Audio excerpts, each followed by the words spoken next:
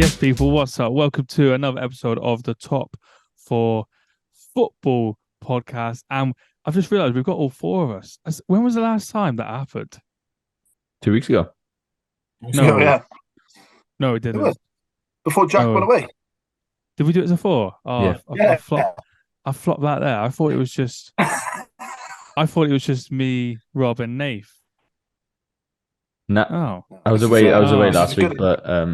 but I don't think you oh. boys did one. So yeah, the time before it Well, was four of us. that's ruined the pre-rehearsed intro. But welcome to another podcast, lads. What are you gonna say, Rob? I was going to say, I suppose it's easier for those boys to remember how many they've done. Me and you, we've been here every one, so they probably all blur into one, but they've got less to Ever present, remember. Rob. Ever present. We're the James Milner of this podcast. Um, ever reliant. We're gonna go straight in and to a topic that we sort of covered a few weeks ago. Jadon Sancho. Hot in the press.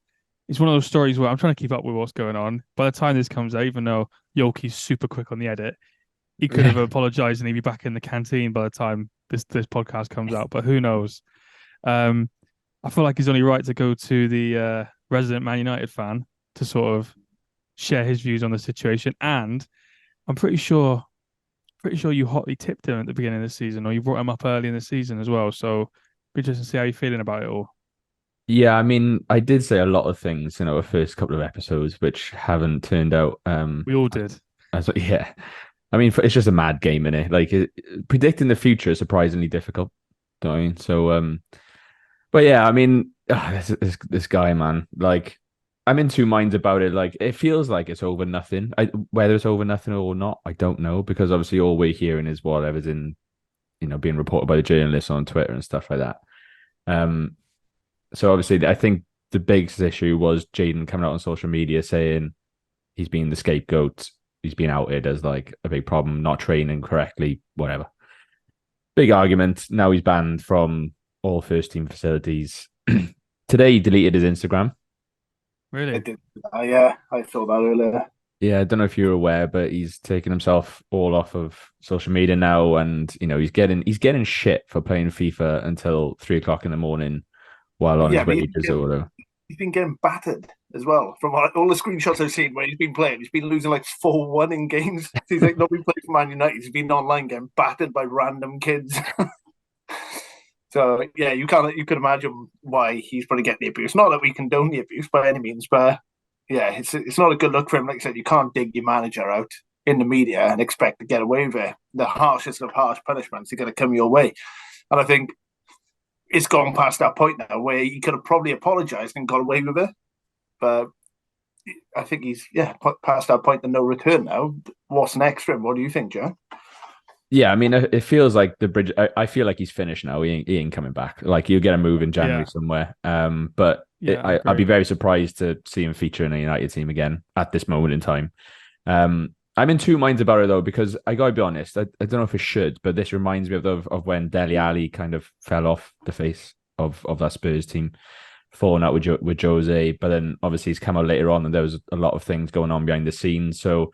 I think he said on his YouTube or said somewhere that like it's something to do with his mental health, apparently, which is why I'm a little bit cautious about it, because you don't know exactly what's going on behind the scenes, why he's being like this. It does sound as if it's as easy as kiss and make up, turn up to train on time, commit 100% like you say you are, and you'd be back in the team. But I don't know, it feels like there's something more to that, especially now with him deleting all the social media and stuff. So I don't know what, if there is a resolve, I don't know what it is, but the only thing I can say now is that I think we won't be seeing him play for United again.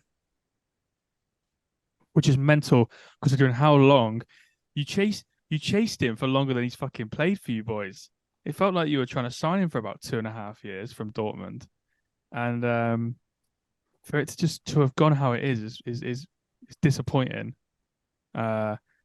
As an English fan, I was buzzing for him to get back in the Prem to see how good he was, and he's just not really. He had his moments. I think he scored a winner or equaliser against Arsenal last season, early in the year, but then he got packed off after that, like for that thing. So it was interesting. Rob, only one who haven't shared your views on it. I'm just so bored with it, to be honest with you. It's been going on for ages. I'm so bored. I'm actively engaged to spread how boring it is. It's been going on for so long, you know. When I saw the headline like, "Oh, Jadon Sancho deletes his Instagram," I was like, "How is that a headline?" You know, what's this year 10? You know, it's not. I didn't have Instagram in year 10, but you understand the point I'm making. He's not going to play again. He's just not going to play again. Like when does? I think I said it a few weeks ago. Things like this, they just don't. They don't get resolved nowadays. They never get resolved. These kind of fallouts, you know. And I think they would. The only way it would get resolved is if he was playing better. But I'm the same as you, Jack. I don't want to say anything. I don't want to slag him off, and then get in trouble later on.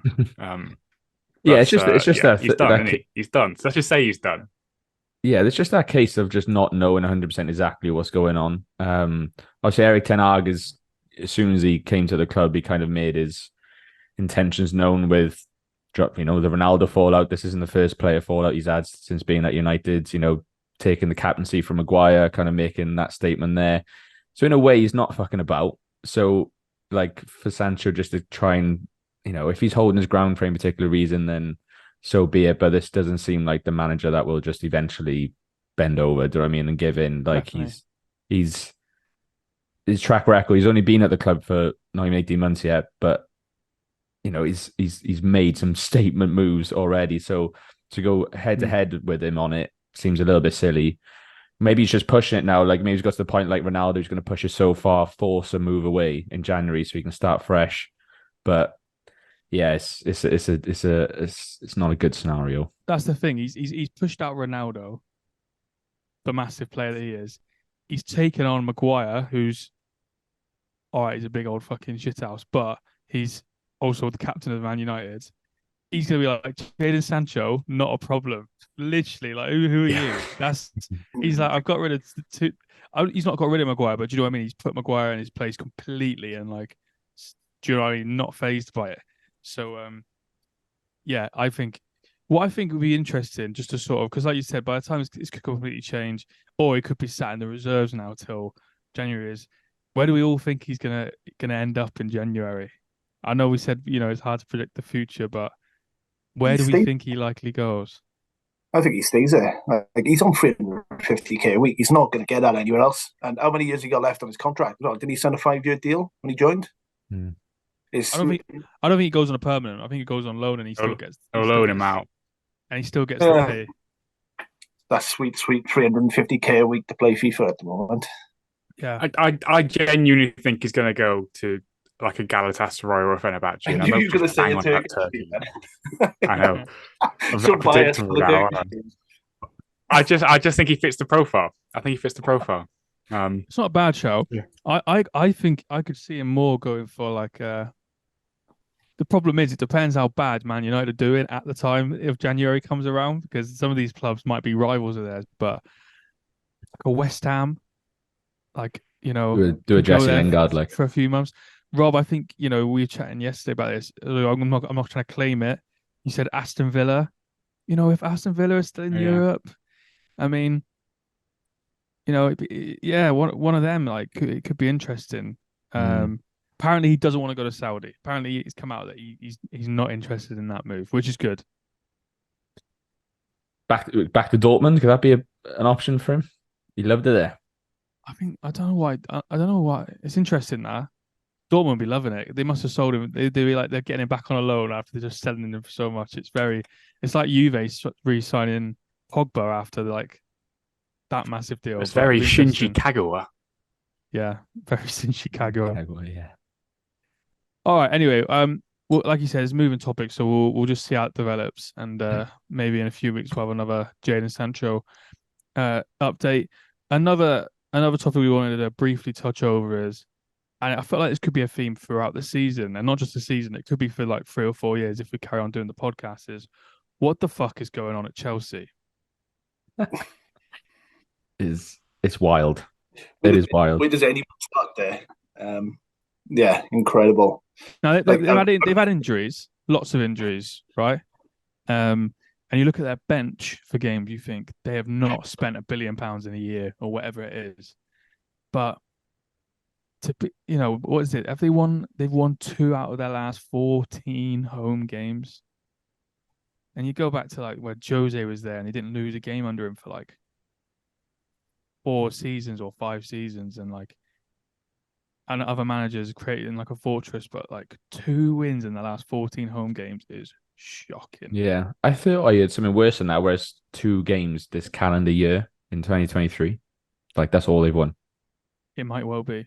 Yeah, might- there's the league table of all teams that weren't promoted or relegated. So the teams that have, excluding relegated and non-promoted and promoted teams, they're second bottom behind Everton for the calendar year, which is and Everton are pretty shit. So that's not good at all, is it? Frank Lampard managed both of them. Oh. Yeah, I mean it's outrageous. You could say they've been unlucky with injuries, but Nicholas Jackson looks not great as everyone intended or thought that he would be. It's the Chelsea 9 curse though, isn't it? Like, did he play number 9? Nicholas Jackson? He might as well have. It's just a Chelsea striker unless your name's Drogba. Yeah, literally, it's so bad. But yeah, I saw recently I saw something today. In the last 35 games, they've averaged 0.8 points a game, which, 35 games, that's 3 games less than a full season. Yeah. Like that will get you relegated, finish bottom or relegated in I think it was the last 20 years, to get you relegated in 12 of them, which is finish bottom. Right. Like in terms of a stat for Chelsea Football Club, that is outrageous. Like that is so bad. Yeah. They haven't scored a goal this month yet, so far throughout September. Tomorrow is actually the last game of the before games, against Brighton tomorrow. If they don't score, they won't have anyone at all to go for their goal of the month, which would be quite interesting. A club like Chelsea should be scoring goals, That would be class. Yeah, have to pick one out of training footage, like training goals. Yeah, yeah. Well, when they're doing the rondo or something like.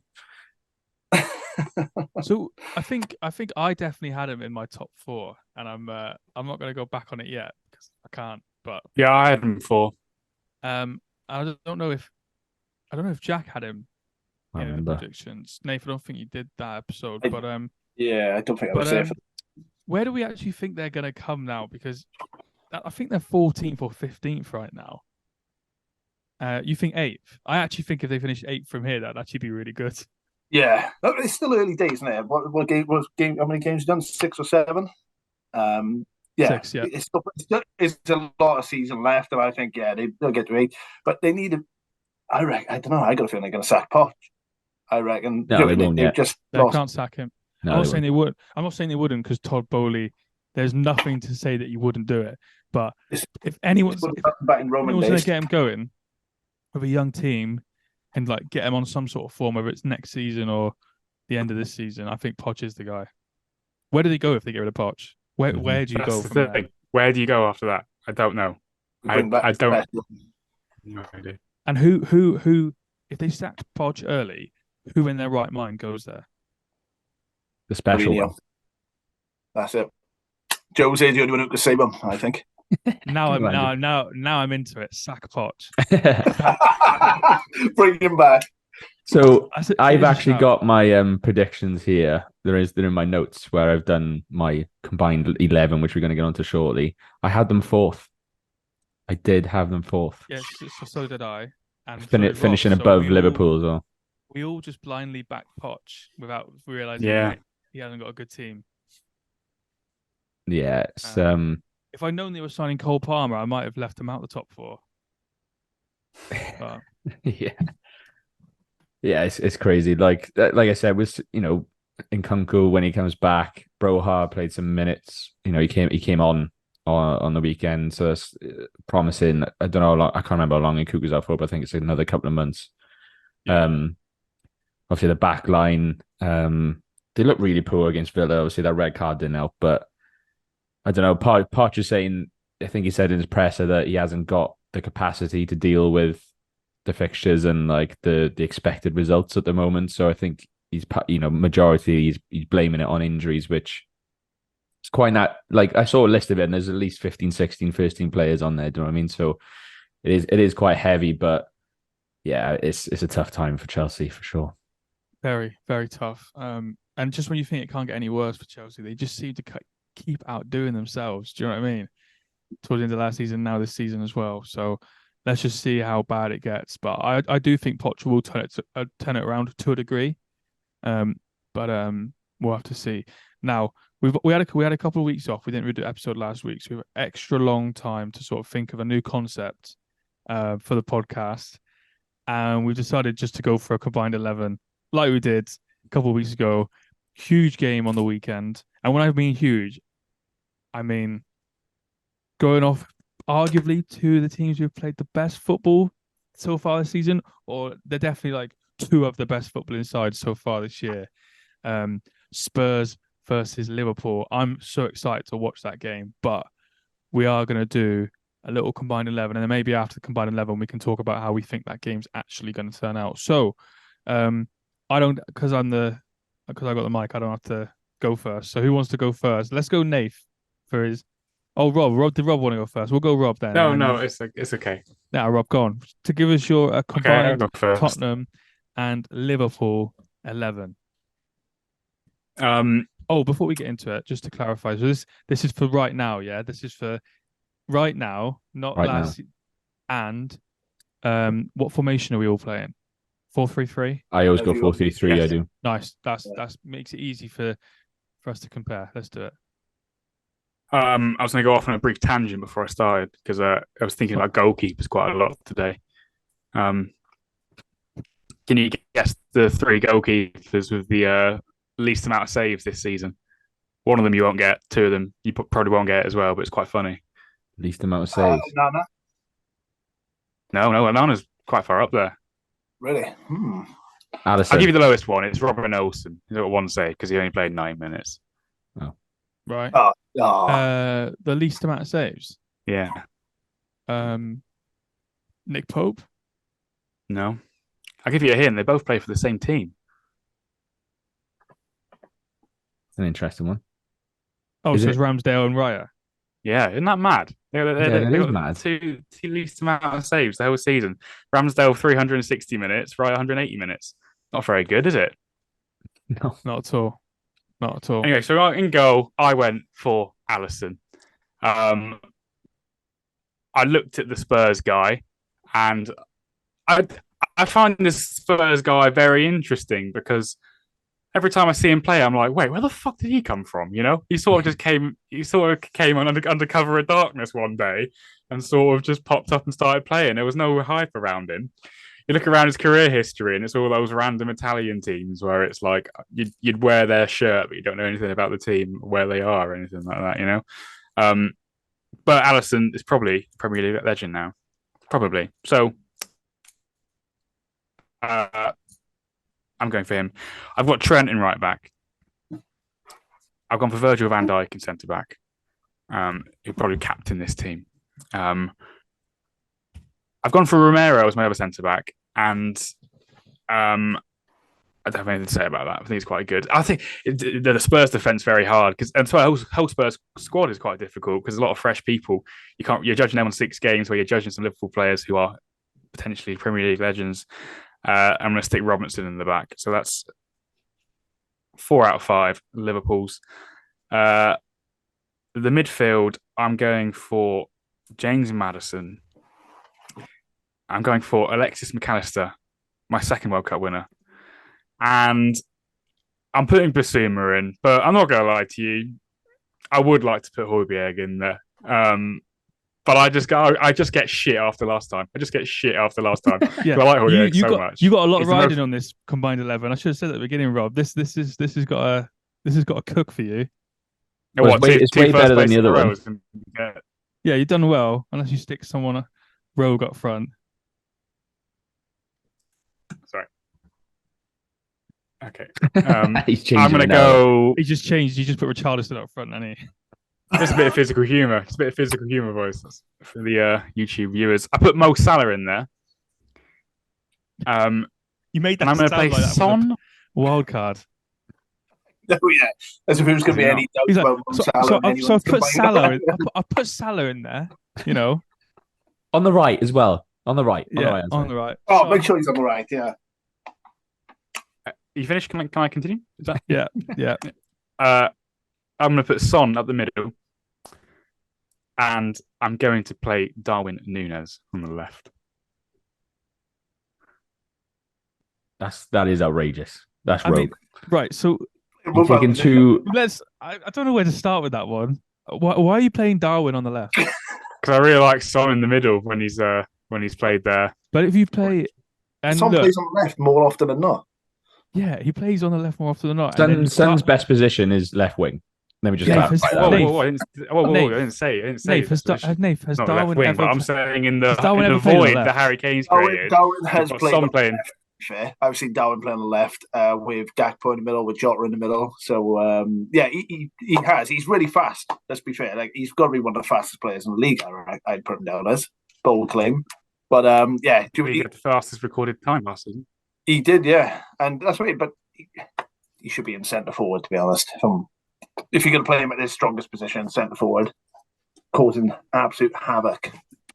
Well, the thing is, Yeah. my team put the hours in the training ground. We sort of play that sort of Ajax rotating thing going on. So, they can do it all. They can do it all, that front three. But that's my team. I've got 4 players from this combined from Liverpool and Tottenham in my fantasy team.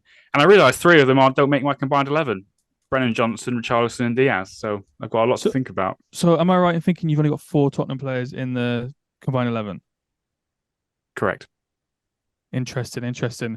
Let's go and hear let's hear Jack Boy's 11, and then we'll sort of do the comparing, But overall, Rob, I actually think that was a pretty solid effort.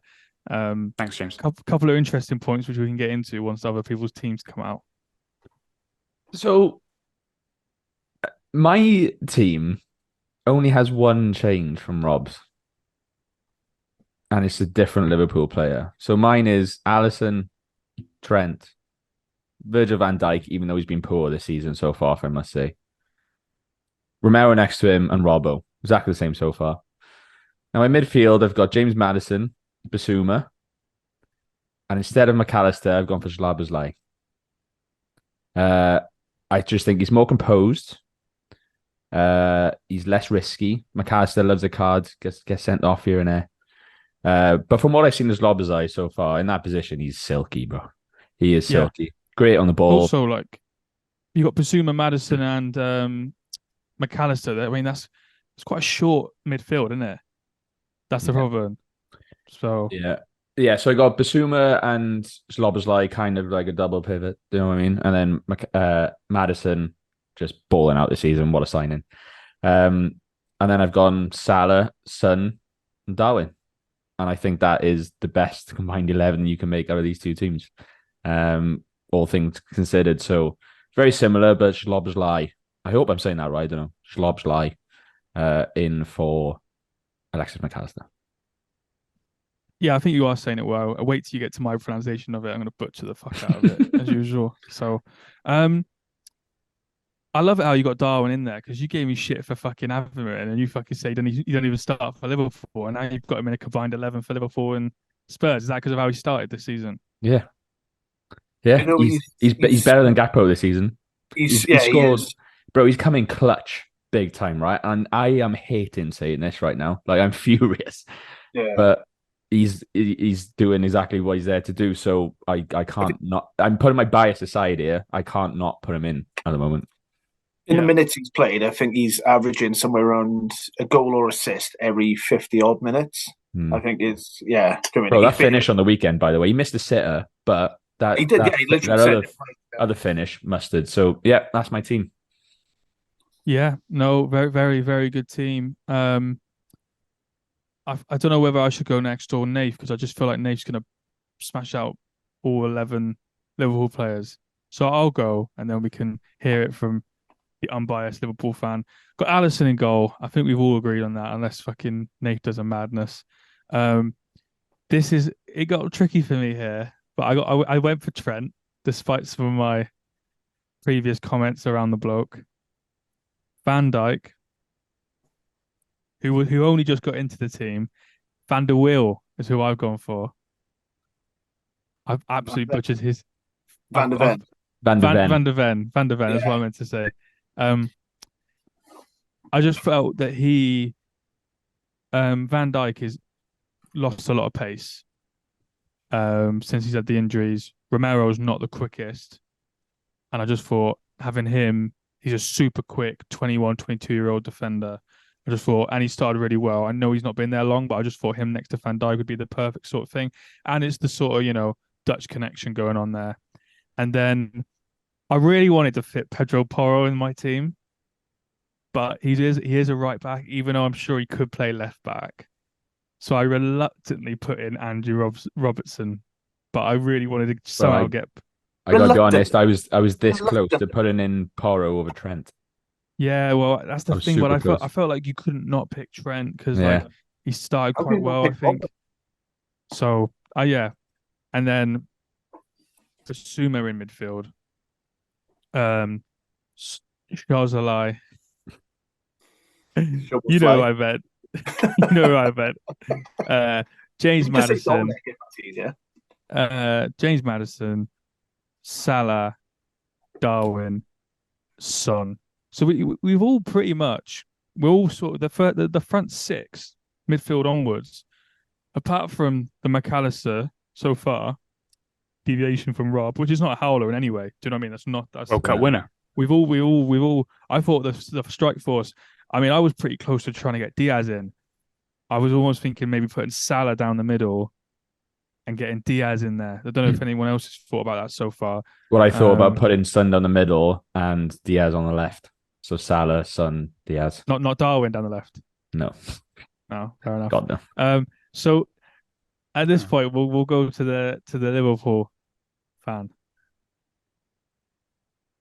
All 11 are Liverpool players. Nah, only joking.